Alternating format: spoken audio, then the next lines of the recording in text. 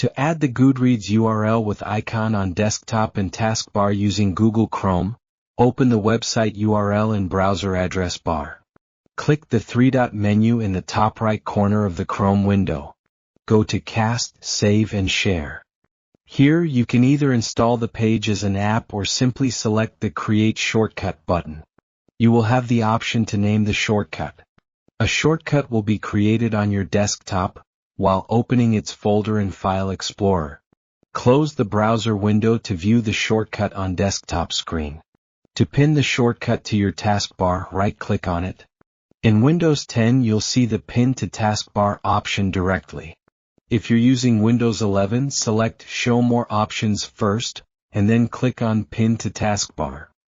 The procedure is exactly same in other Chromium browsers like Brave. Discover Dozro.com for free courses on graphic design, video editing, browser tips, computer tricks, and website creation. You'll also find an impressive range of products, most priced under $20. Don't forget to like the video and subscribe to the Dozro channel. Thank you for watching.